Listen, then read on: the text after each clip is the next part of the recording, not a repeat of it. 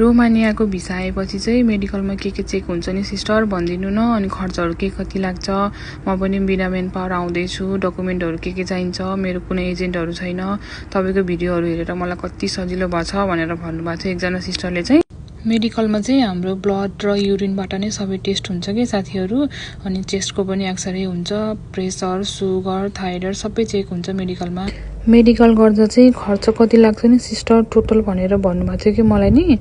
त्यही हो, मेडिकलमा चाहिँ 5-6 हजार जति लाग्छ होला। मैले त पहिल्यै बुझाएको थिएँ, बिर्सिएँ। समथिङ 5-6 हजार नै लाग्छ होला। मैले सिनेमङ्गलमा गरेको थिएँ काठमाडौँ। मेन भनेको मेडिकल अनि अर्को श्रम हो। अनि पासपोर्ट र टिकट त हाम्रो अलरेडी नै भएर। अनि रोमानिया आएपछि नै मेडिकल हुन्छ र सिस्टर फेरि भनेर भन्नुभएको थियो। हाम्रो नेपालबाट आउँदा पनि हुन्छ अनि रोमानिया आएपछि नै मेडिकल हुन्छ साथीहरू हाम्रो फेरि एकचोटि। त्यो त हजुरहरू कुन कम्पनीमा आउनुभएको छ कम्पनीले नै गरिदिने हो। त्यति बेला मेडिकलमा धेरै लाग्दैन, त्यही 72 हो कि 75 जति लाग्छ यहाँको। थ्याङ्क यू सो मच सबैजनालाई। सधैँभरि यसरी नै माया गरिदिनु होला। मैले जानेको अपलोड गरिराख्छु।